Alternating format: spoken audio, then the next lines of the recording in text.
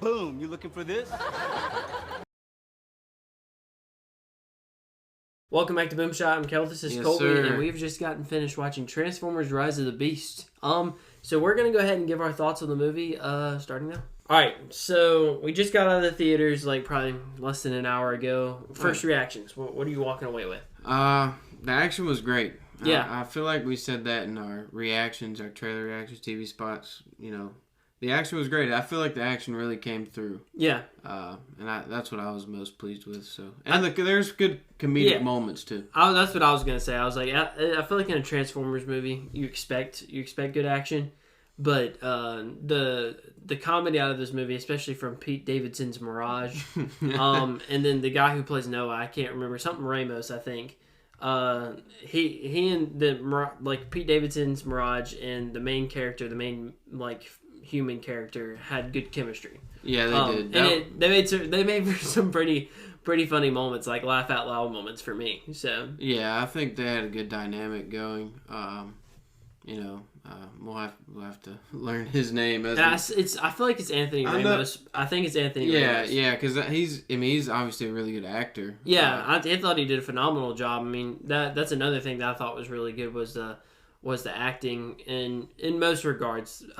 Some of it's voice acting, obviously. I have my little nitpicks. What do you think? I'm going to ask you this question. What do you think about the writing of the movie? Not necessarily like the plot, but just like each character's lines. Did you feel like there were any like cheesy lines? Yeah, how do you feel about that? I didn't mind the cheesy lines. I feel like we've come to expect that from a Transformers movie. I feel like it's not too far out of place. Maybe sometimes I was like, okay. I mean, because at the end of the day, like, you almost kind of... And you can tell more for this movie than anything, because, like, in the past, Transformers movies have, like... Obviously, they exist... Transformers movies exist to sell toys. Like, that's... I mean, at the end of the day, that's what they're built for. Especially the old ones. I feel like they're trying to go a new route with this soft reboot. Yeah. And trying to tell really good stories. And I think they were self-aware in this movie because at one point I think Mirage said something. He was like, "Okay, that was kind of cringy," or something. So I mean, I can appreciate that, but I didn't feel too bad about that. The only thing I would say is that at times it did feel a little too convenient. I was actually thinking that too. I feel like we've come back to that a lot recently in these reviews. But at the end there, it was like science, molecules, convenience. It was like there's nothing you can do to stop this, except you could blow it up, but you can't do that. But you could put this code in. But we don't know the code. Yeah. But we don't know the code. Oh wait, but you do know the code because this girl randomly figured out somehow. Like and then there's the tunnels that run underneath this thing, so we can distract him while you do that. Oh, you lost your bag. Well, you can swing over and fall and randomly catch it and just get super lucky. Like, I see what you mean there.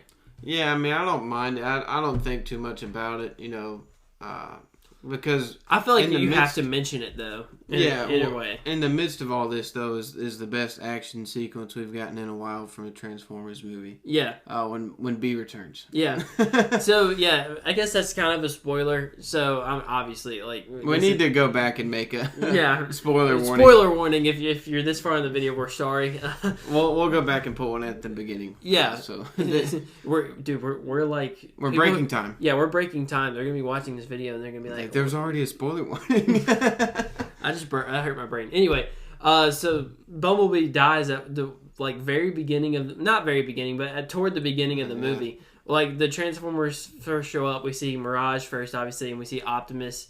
And Optimus discovers that. Should we go over the plot first, because it would explain how Bumblebee dies, right? And which I was shocked. I was actually shocked Bumblebee died. Yeah, I felt bad, and I told you this in the middle of the movie. I went to the bathroom before the movie started, and I saw this little kid in there, and I was just making small talk. I was like, "So who's your favorite Transformer?" And he was like, "Oh, it's Bumblebee." And I was like, "This poor kid, dude. It's so sad. The Bumblebee just died." I know, and he was. I mean, I think Bumblebee fans out there, myself included, got vindicated by the end of it, because that was sick when he came back. But dude, it was dope because he was laying out dead, and Optimus Primal, the Maximal, the Gorilla Maximal, was like. After Bumblebee was laying on like a bed of Energon, and he's like, Optimus like, can this heal him or whatever? And Optimus Primal's like, nah, it needs a bunch of energy. Hey, like it's kind of stagnant right now. It needs a bunch of energy. And then lo and behold, a random shock comes from a gigantic from the key that they're trying to find or whatever. And Bumblebee resurrects, and then he goes with stratosphere. Jumps out of the plane. One of the coolest entry scenes I've seen. I think that whole sequence might be my favorite sequence in a Transformers movie. Not for me. Not for me. What's your favorite? Dark in the Moon. Whenever Optimus just absolutely goes ham. We'll have to watch it. We'll have to rewatch it. I mean, you know. I'll never forget that scene just because Optimus is so beautiful. Anyway. Yeah. I mean, obviously the action was the mainstay of the previous movies, but I mean, I feel like this kind of, to me, was the highlight of the entire film. And I'd have to look back at, you know, it's been a while since I've seen all the other Transformers movies, but that moment stuck out to me, so, you know. I think the biggest thing, and we kind of mentioned this earlier, that this kind of feels like they're taking it in a different direction. Like you said, the mainstay of the last Transformers movies, the first 5, I guess. I'm excluding Bumblebee because that's part of this new kind of reboot stuff. But the mainstay of the first 5 movies was the action, and it came at the expense of good writing, I would say.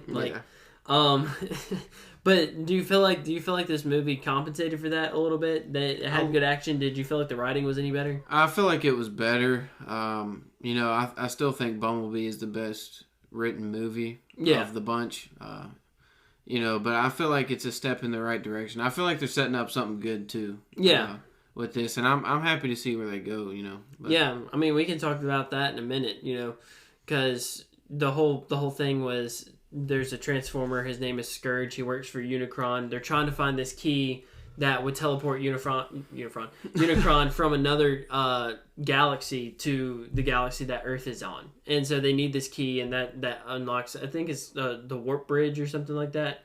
Yeah. I don't know what it is. Anyway, basically Unicron was going to come and eat Earth. But they stop him, and Optimus, I guess so they're setting up a Unicron versus Optimus face-off maybe at some point. That would be crazy. I mean, I don't know how that's going to work. Dude, I got my chips on the table for Optimus, dude. Yeah, that's another thing. Optimus, you know, he lost some fights in this. Yeah. And I know how I felt I don't know how I felt about that. And it's interesting, they kind of, Optimus was not really, I wouldn't say he was nerfed in the beginning of the movie, but comparatively he was kind of underpowered, which we've never really seen before. And Bumblebee was taken out for most of the movie. Yeah, they took out their 2 most popular Transformers, which I actually do think worked in a way. Like, Bumblebee was obviously dead. He and Optimus are the most popular. Optimus was still alive, but I feel like fans were doubting him there for a minute. And I know I was, and I'm a huge Optimus fan. And we got to see the Maximals, Cheetor. We got to see Optimus Primal, the bird. I think it's Air Sweep or something like that. For some reason I can't remember names. Anyway, we got to see their stories a little bit, which was really cool. We got to see obviously a lot more of Mirage than we did in the previous movie. We got to see Wheeljack. So we got to explore the different characters while the main, most popular Transformers were sidelined. But then obviously they had a gigantic comeback in the later end of the movie. And I think that was very intentional that they took the 2 most popular characters and the 2 characters that have been in these movies the most, and kind of sidelined them a little bit. So that way we could get to know Mirage, like you said, these other characters better. And care for these characters when they die. Yeah.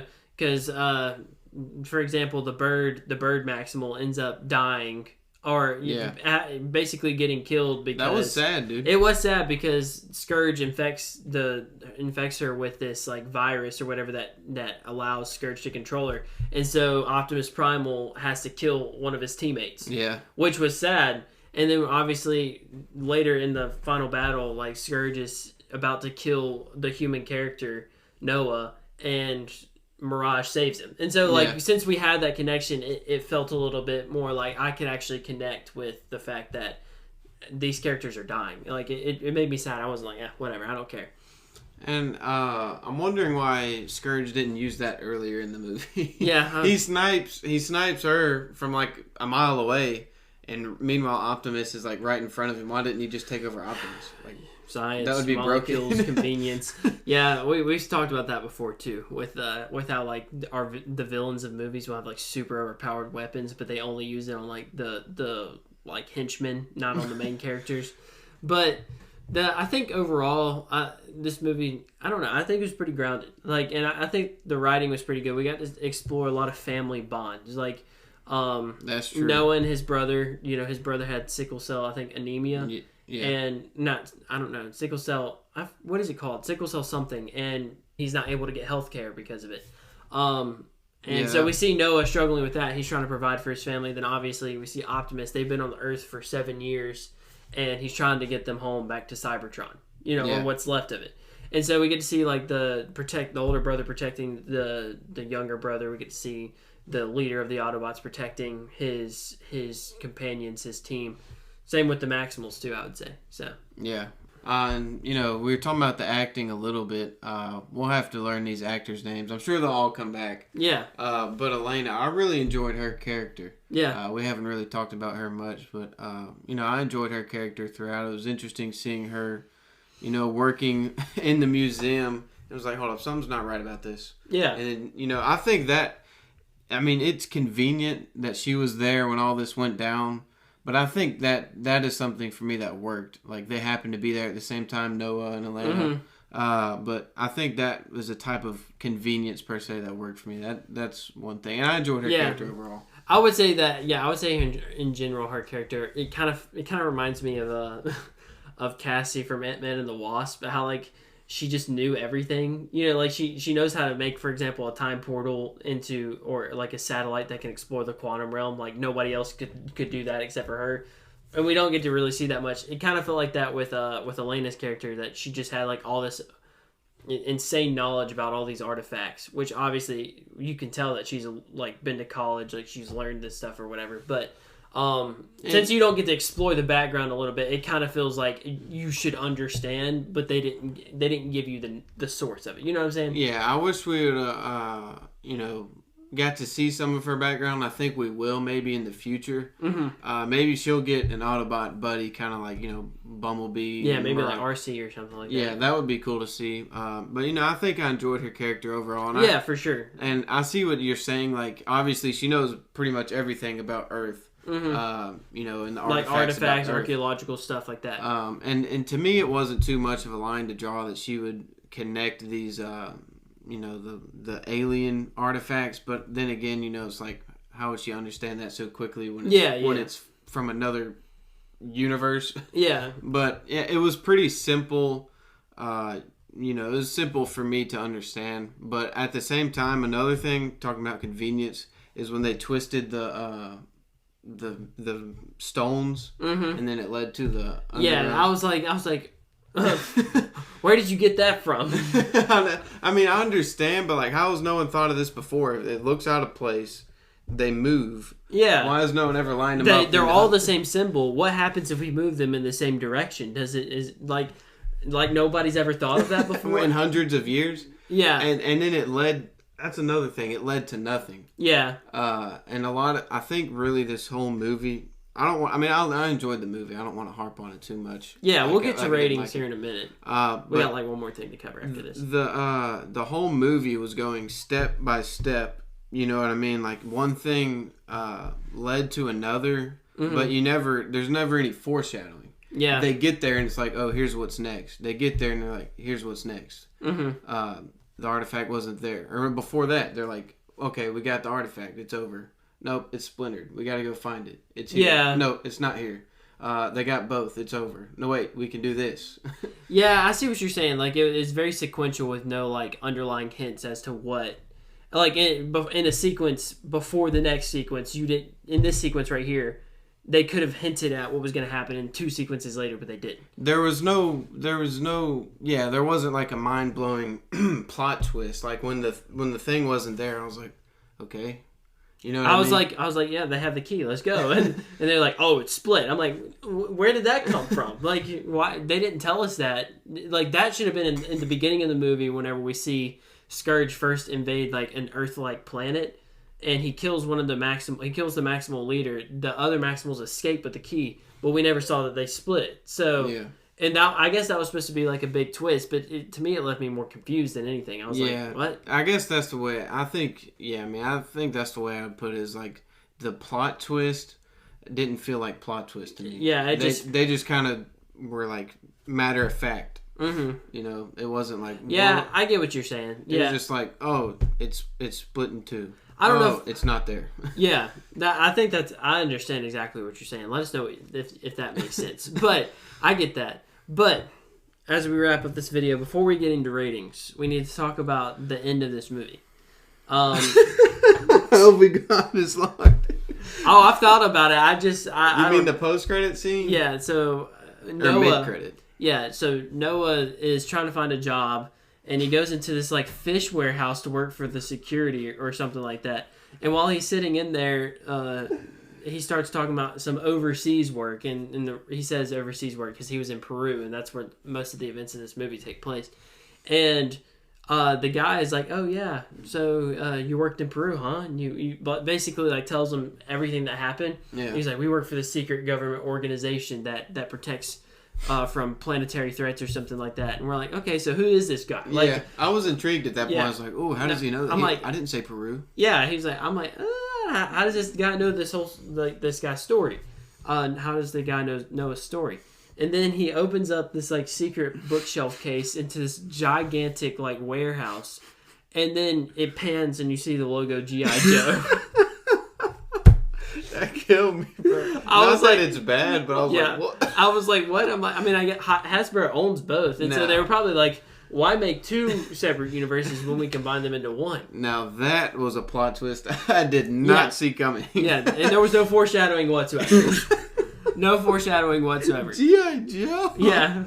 Man, I mean, I'm interested. I mean, don't get me wrong. I think it's cool. To see what's Snake and Optimus Prime on the screen at the same time, like, dude, no joke. Dude, next thing you know, we're gonna get to see like Harry Potter and Iron Man duke it out or something like that. Like, it just feels like a combination of universes. That is never in a million years would I have guessed that was gonna happen. That is the absolute last thing I would have guessed. So I don't know where they're gonna go with that. There's no telling. Maybe really Noah's gonna be Snake. I have no idea. But anyway, that was like the last big thing. I would say, rating wise, what would you give this movie? I'd probably give it a 7.5. I think that's fair. I think I would give it a 7.5 out of 10. Yeah. I would say 7.5 or an 8. Things that irked me the most was convenience, obviously. I didn't like how Optimus was nerfed the most of the movie. It just doesn't feel right. My boy Optimus is... It doesn't make sense when you watch him in Bumblebee and he's absolutely wrecking people, and then he's getting wrecked by... Like, it didn't feel right. Yeah, I mean, that's one thing. I feel like they could have... I think their intent was to, like we said, take him and Bumblebee out of the movie a little bit to make way for newer characters, which is, I mean, that's cool. Yeah. But they didn't have to nerf him at the same time. Mm-hmm. You know what I mean? But at the end, he does get the best of Scourge. And I would have liked to seen a more climactic fight between a 1v1 there at the end, too. Yeah, a little bit more of a desperation type fight. Optimus, he lost the first fight pretty bad. Second fight, it was kind of like stalemate. The third fight, he wins. But we don't... I would have liked to see it drag out a little bit more. Yeah, it felt a little bit quick, especially after he got absolutely dumped in the first fight. Like, I mean, maybe he just picks up really quick. I have no idea. But... I would say, I would give it 7.5 or an 8 out of 10. So, I like to see the Transformers back on the big screen. Yeah, I'm happy. It's been 6 years or something? Yeah, 6 years. That is unbelievable, man. 6 years in July, I think. Yeah, since the last night came out. Wait, no, that... Bumblebee came out in 2018. 18. The last night was even further back then? Yeah, I think 2017. Oh, wow. Wow. Anyway. So, yeah, Bumblebee. I think this... I mean, I need to rewatch them. Like I said, I'm probably forgetting some action scenes that may be my favorite, but Yeah, this one had one of I would say it's up the there. second best, or maybe even the first best action sequence. I think it's definitely S tier. And in this movie, I don't know. I'd have to rewatch them, but I think Bumblebee's still my favorite Transformers movie. That one had more heart. Yeah, I just love the story, and Bumblebee has heart, dude. Yeah, and even in this movie, it's just a really cool concept. Obviously, it's sad that he can't talk. Yeah. But when he comes in with the music, dude, it's just awesome. Yeah, or like he has to use like when you really think about it, he never has an original line because he's always using other people's lines. So like, is his comedic timing on point? Can he use the right line at the right time? Like, it adds an interesting dynamic. And he has perfect comedic timing, really, because he's the one that's choosing the radio station. Yeah, exactly. So and you also see his personality through that. But yeah, that's very true. I miss. This movie was good. I think it set up everything well. Yeah. So hopefully it leads to more great Transformers movies. Yeah, agreed. But anyway, that's what we think about this movie. You heard it here first. 7.75 out of 10. So between our ratings. So let us know what you guys think. Thank you guys for watching. See you in the next one.